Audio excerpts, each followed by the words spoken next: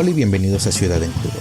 Soy el ciudadano Eliseo y junto a mis compañeros Camillín y Tony el peatón urbano hablaremos de la ciudad tal y como es, sin filtros, sin adornos y sin miedo a la verdad. Así que relájate, porque esto va a comenzar. Bienvenidas y bienvenidos a Ciudad en Crudo. Hoy vamos a hablar de algo que suena técnico, pero que en realidad es uno de los temas que más define cómo vivimos nuestras ciudades: los programas de desarrollo urbano y los cambios de uso de suelo. Hola a todos y todas. Pues sí, prácticamente, peatón urbano, esto es lo que decide si al lado de tu casa va a haber un Oxxo, o va a haber un parque, o va a haber un hospital. Si un día tienes una calle tranquila y al día siguiente levantan un edificio de 8 pisos, sin cajones de estacionamiento, ni propuestas para integrar este proyecto al espacio público, o peor aún te quitan ese espacio público, no es magia, se llama usos de suelo y muchas veces, por desgracia, es negocio. Así es, peatón urbano y Camillina. Y ojo, estamos hablando de decisiones que nos afectan a todos, desde la movilidad hasta los precios del suelo y acceso a servicios. Y como hemos visto, aunque existen leyes y programas que deberían de ordenar el crecimiento urbano, muchos de estos cambios de uso de suelo, como lo hemos visto, tienden a tener mano negra. Así que esto es más que un ejercicio de planeación, suele ser como una tranza, básicamente. Y bueno, puede ser increíble, pero yo me he topado con personas que creen que pueden hacer lo que quieran con sus predios, que creen que tienen el derecho legítimo de construir lo que se les pega la gana, pero no es así. Nuestro marco legal en México establece cuáles son las competencias de los gobiernos para establecer qué podemos hacer todos y todas con nuestros predios. Bueno, los que tienen un predio, que no somos muchos mexicanos. Para estos son los programas de desarrollo urbano. Estos programas son instrumentos legales que dicen hacia dónde tiene que crecer la ciudad, hacia dónde no, en qué lugar va a haber vivienda, en qué lugar va a haber industria, en qué parte necesitamos parques, hospitales o dónde podemos generar comercio. Así es, mi estimado peatón urbano, pero bueno, una forma de cómo representarlo en papel o para que la gente lo vea y quede más claro de cómo se está distribuyendo esto es hacer mapas en donde se pueda hacer visible cada lote y cada lote tenga ya descrito a qué uso de suelo le corresponde. Estos mapas pues se elaboran y son los municipios o alcaldías quienes, con base en la Ley General de Asentamientos Urbanos o en el caso de la Ley de Desarrollo Urbano del DF, para aquí la Ciudad de México, donde te muestran cómo está distribuido estos usos de suelos en las colonias o en la ciudad, y así te puedes dar una idea de cómo están distribuidos estos y así tener una idea de hacia dónde va dirigido tu crecimiento. Y por supuesto, el problema no es que existan diferentes usos de suelo, diferentes zonas, porque esto incluso enriquece la ciudad. Lo técnico no está mal. El conflicto es cuando justamente en estos mapas que plasmamos, que deberían estar basados en criterios como densidad, capacidad de carga urbana, accesibilidad, transporte, etcétera, se modifican a beneficio de ciertos intereses. Y ojo, las normas técnicas piden, muchas veces incluso las de construcción piden, que para que haya ciertos proyectos se considere, por ejemplo, impacto en conectividad, impacto vial, la accesibilidad, pero bueno, esto rara vez se replica en los hechos. Sí, porque justo los usos de suelo es un instrumento legal que se utiliza, digamos, para encaminar la ciudad hacia donde debe de ser, hacia cómo debería de crecer, cómo debería de ordenarse. Y de hecho, un cambio de uso de suelo sin la actualización de estos instrumentos, pues tendría que ser algo excepcional, algo que pasa muy rara vez, y tendría que estar justificado técnica y socialmente. Pero pues para ser sinceros, en la práctica no sucede así. Hay lugares donde sí sucede, donde no se pueden cambiar los usos de suelo. Por ejemplo, en el estado de Nuevo León es tajantemente prohibido, no se pueden cambiar los usos de suelo. Pero luego tenemos otros estados como Coahuila que cambian usos de suelo como calzones. Como lo mencionas, peatón urbano, realmente no solamente ahí se dan esos casos, ¿no? Por ejemplo, en Monterrey se han dado casos de cambio de uso de suelo, de vivienda unifamiliar, es decir, una casita, y de repente, ¡pum!, ya se convierten en zonas mixtas o verticales sin consulta vecinal, y pues eso es un impacto que te da la colonia, un impacto en el consumo del agua, en el consumo de electricidad, un montón de cosas. Entonces hacer estos cambios sin tomar en cuenta a la población o sin tomar en cuenta los problemas que pueden llegar a generar, pues es bastante complicado, ¿no? No debe de ser, básicamente. Y solamente porque pues llega un desarrollador y se lleva bien, es compa del alcalde, o pues simplemente se aceptan estos cambios de uso de suelo, ¿no? Y bueno, ejemplos hay muchos, ¿no? También, por ejemplo, en Ciudad de México, en la zona de Tacubaya, pues han tenido constantes cambios de uso de suelo para permitir desarrollos inmobiliarios, desplazando a la población original. También, si mal no recuerdo, y desmiénteme aquí, peatón urbano, en Torreón hace poco se aprobó un cambio de uso de suelo para permitir un centro comercial en una zona que antes era habitacional, pero de este cambio prácticamente los vecinos se enteraron hasta que llegaron las grúas para empezar a trabajar, ¿no? Entonces, como bien mencionan, pues estos cambios provocan que prácticamente pues todo se vuelva tierra para especular, porque con que tengas una buena relación con alguien se pueden dar. Sí, y es solamente uno de los tantos casos que suceden. A ver, recordemos que esto se establece o se norma desde la Ley General de Asentamientos Humanos, Ordenamiento Territorial y Desarrollo Urbano. Esta ley promulgada en el 2016, que ha sufrido una serie de reformas. Y esta ley dice claramente que los cambios deben de obedecer a principios como la equidad territorial, la sustentabilidad, y sobre todo que para que se puedan realizar debe de haber una auténtica participación ciudadana. Pero muchas veces sucede que esto no se consulta con la gente o solo se consulta con ciertos grupos de la ciudadanía. Así es, fíjate, acá en la Ciudad de México, mi estimado peatón, te comento que, por ejemplo, la Constitución local obliga a los programas parciales, que pasen por consulta vecinal, pero muchas veces ni siquiera sabemos, como lo mencionó Camillina, ¿no? que ya está en plan o ya se aprobó dicho plan, pero no lo conocemos, no lo vemos, no nos enteramos. No sé si sea por esa situación de hacerlo sin que si lo sepa la gente, o porque vaya a existir algún tipo de reacción ante tal cambio. Entonces, además, tú le presentas un plano con los usos de suelo de tu colonia a las personas y va a decir, bueno, ¿y estos colorcitos qué, no? ¿Qué significa un mixto? ¿Qué significa un habitacional? ¿Qué significa no sé, por qué lo cambiaron?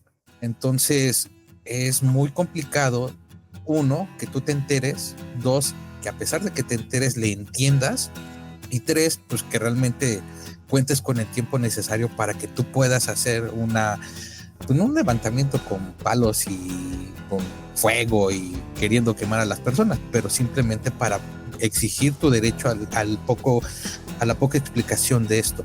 Simplemente ya se aprobó y lo piensan aplicar. Entonces son documentos que nadie te explica.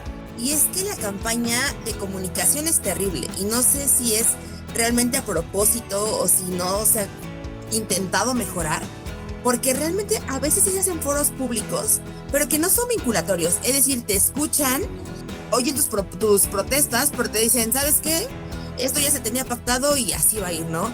Y en teoría, pues eso se contradice con el principio de planeación participativa establecido en la Ley General de Asentamientos Humanos, porque pues la ciudadanía al final puede opinar, pero realmente no tiene no puede hacer nada prácticamente para tener un megaproyecto con un impacto negativo en esa zona urbana, ¿no?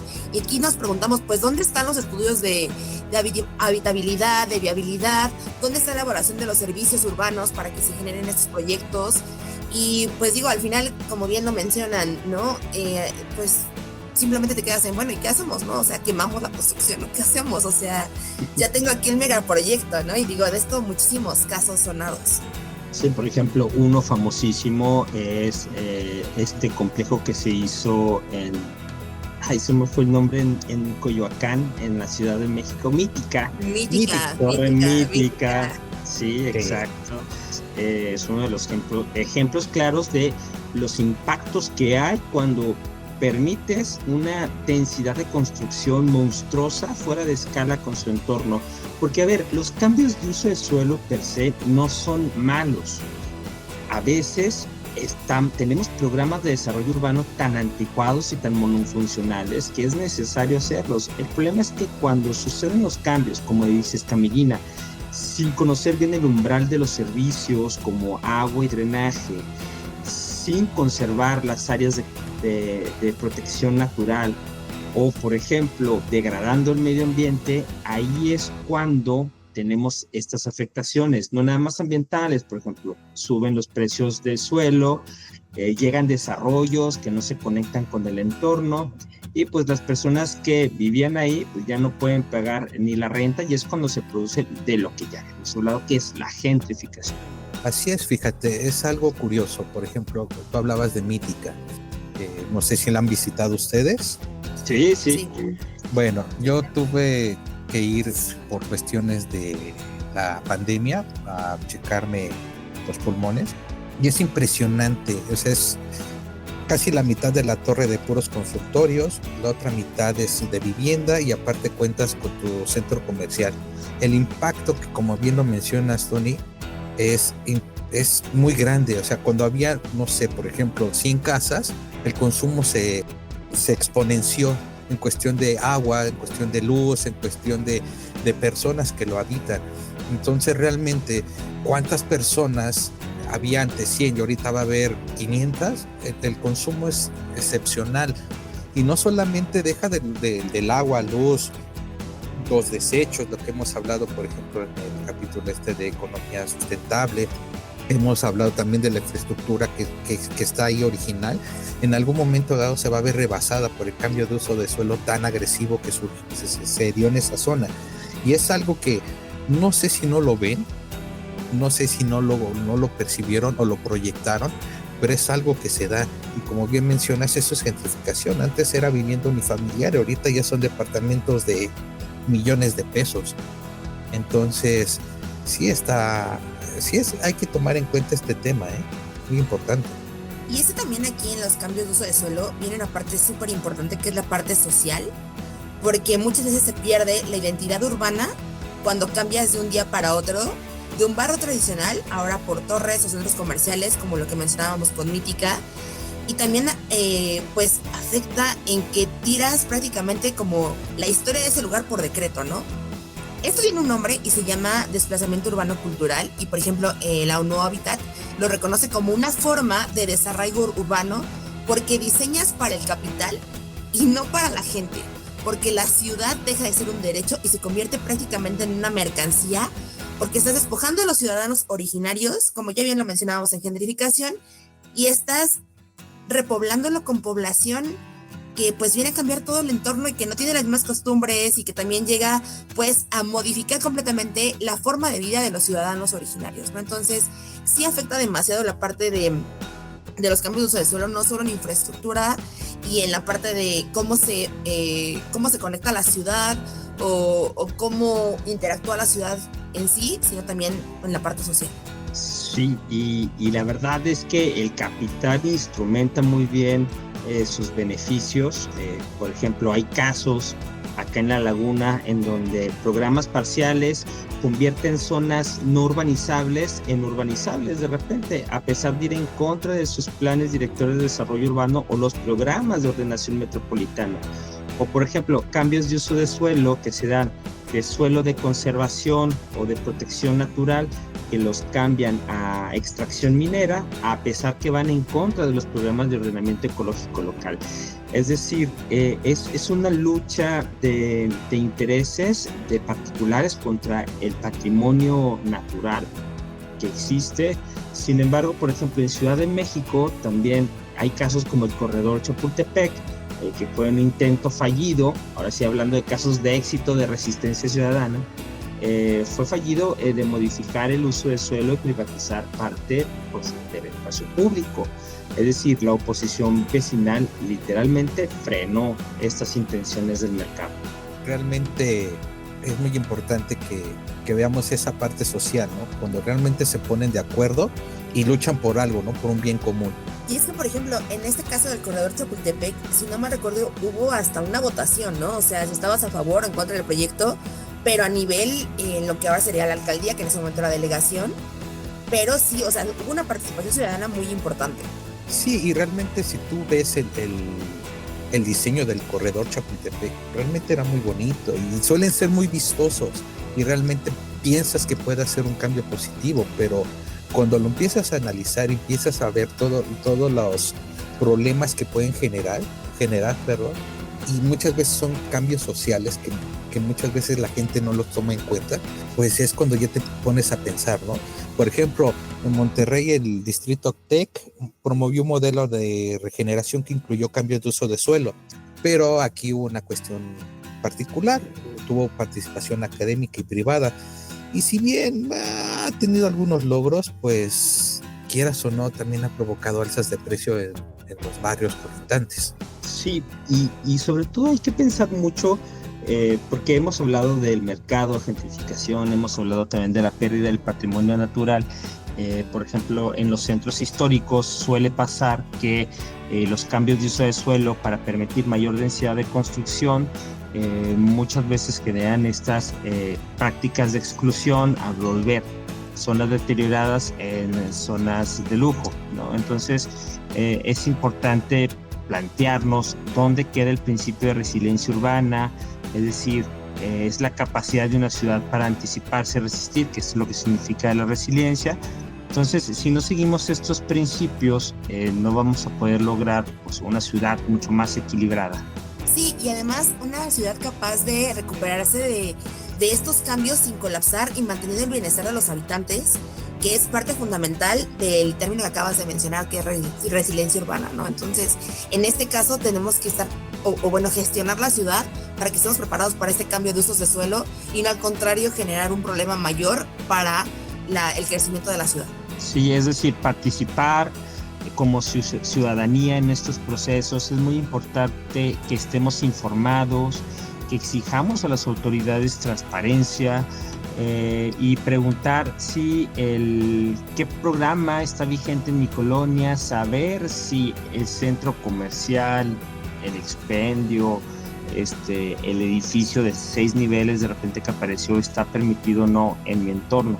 Sí, recordar que la ciudad pues no es un botín, ¿no? O sea, los usos de suelo deben de planearse pues con visión, con justicia territorial, tomando en cuenta también muchísimo la intervención social que va a tener este cambio de uso de suelo, porque pues cada decisión técnica tiene consecuencias humanas en seguridad, en acceso a servicios, en derecho al espacio público, que creo que es fundamental para el tipo de ciudad en las que estamos viviendo. Así es. Uno como geógrafo conoce los sistemas de información geográfica y puede tener físico en cuenta, o social. Físico con toques sociales, porque no puede haber. Excelente. Sí, lo aprendí a la mala, fíjate, pero sí. Pero mira, por ejemplo, yo les comento de los programas de sistemas de información geográfica y ustedes más o menos lo conocen, los han utilizado, pero realmente eso es porque mi carrera me lo permitió conocer, pero ¿quién realmente se mete a revisar los portales de los institutos de planeación? Por ejemplo, tenemos una gran ventaja, ¿no? Simplemente, como dicen ahora los niños, San Google, pregúntale cuál es el plan que existe en mi colonia, ¿no? Plan de desarrollo de mi colonia, y te va a dar herramientas para poderlo ver. Y también es cuestión de que no solamente como sociedad nos estemos esperando a que vayas caminando por tu colonia y de repente veas que ya en la casa ya no está una casa y de repente veas una torre de departamentos con lo mismo en gentrificación, pero tienes que darte cuenta tú, caminar en tu ciudad, en tu colonia y ver esos cambios para que puedas ver qué está pasando, si hay cambio de uso de suelo, y a partir de eso pues hacer ruido, preguntarse siempre. Puede ser que sí te avisaron y no te diste cuenta, o puede ser que no lo hicieron y no te diste cuenta tampoco, ¿no? Y esta invitación es la que yo le quiero hacer a los ciudadanos que hoy nos están escuchando, porque muchas veces vamos tan ajenos a nuestro entorno que a veces sí la constructora coloca, ¿no?, estas lonas que te mandan para decir aquí se va a construir un edificio de tantos niveles, etcétera, etcétera, ¿no? Pero tú vas tan ajeno a tu entorno que ni siquiera te das cuenta hasta que ya empezaron la construcción y ya no puedes hacer nada, ¿no? Entonces, sí, como ciudadanos, involucrarnos un poquito más en nuestro entorno, y pues eso es bien sencillo, ¿no? O sea, si yo veo de repente por ahí una lonita que dice algo, pues a lo mejor no la ignoro y intento ver si puedo hacer algo, digo, sobre todo como participación ciudadana, ya más en el sentido de qué podemos nosotros hacer como simples mortales si me están cambiando el uso de suelo de mi colonia o si me van a meter una mítica al lado de mi casa, ¿no? Sí, es correcto. Y bueno, pues a ver, ya para ir cerrando, sí es importante que cuando hablemos de usos de suelo, cuando hablemos de lo que se puede y no se puede hacer en nuestros predios, siempre hablamos de poder, siempre hablamos de influyentismo, ahora que está de moda esta palabra, siempre, pero también es importante hablar de derechos y hablar del futuro de las ciudades, hablar de una visión en conjunto, hablar de participación ciudadana, hablar de una construcción de programas con una visión que no deje excluido a los que sistemáticamente no participan en estos procesos, sino que sí lo hagamos de una manera integral. Suena bonito, es muy difícil, realmente es muy difícil integrar a todos los grupos, sobre todo los vulnerables, pero hay que hacerlo, de verdad. Cambiar un uso de suelo no puede ser un mero trámite burocrático que se hace con los votos alzados, porque sí, es un proceso serio que requiere de mucha conciencia social. Y sobre todo porque tenemos que buscar que estos cambios de uso de suelo se puedan adaptar a las nuevas necesidades reales de las personas que ya viven ahí o de la nueva dinámica urbana que está viendo en las ciudades, ¿no? No únicamente decir, una simple modificación, no, porque pues realmente un cambio de uso de suelo puede cambiar la vida de quienes habitan en esa ciudad. Pues bueno, yo también terminaría con algo más, por ejemplo, que es propio de una ciudad ser dinámica, ¿no? Entonces la ciudad se está transformando todos los días. Hay que tener esa conciencia de para quién se está transformando, por qué se está transformando, y tenemos una herramienta muy importante. A lo mejor sonará medio raro, pero pues el internet nos ayuda mucho, ¿no? Entonces, si las personas que están haciendo estos cambios de uso del suelo no nos dicen, también queda nuestra labor como sociedad en involucrarnos, como lo ha dicho bien Camillina, lo ha mencionado Betón Urbano, pues tenemos esa herramienta, ¿no? Dejemos al lado los videos de quien quiera, en YouTube o en TikTok, y busquemos. Simplemente hay que teclear usos de suelo en la Ciudad de México y te da un panorama impresionante y se van a dar cuenta incluso de cuál es su uso de suelo que está en su casa, ¿no? Al menos eso funciona en la Ciudad de México y puedes ver qué tipo de uso de suelo está, cuántos niveles debe de tener, etc. y etc. Pues bueno, eso fue todo por el episodio de hoy, y como todos estos episodios, recuerden, sean unos buenos ciudadanos. Adiós. Adiós. Adiós. Compártenos tu opinión en el correo ciudadencrudo@gmail.com. También síguenos en nuestras redes sociales. Encuéntranos en Instagram y TikTok como @ciudadencrudo. Recuerda, tenemos nuevo episodio cada miércoles. Todo lo que decimos aquí es nuestra opinión y no representa a nadie más. Si estás de acuerdo, genial. Si no, también está bien.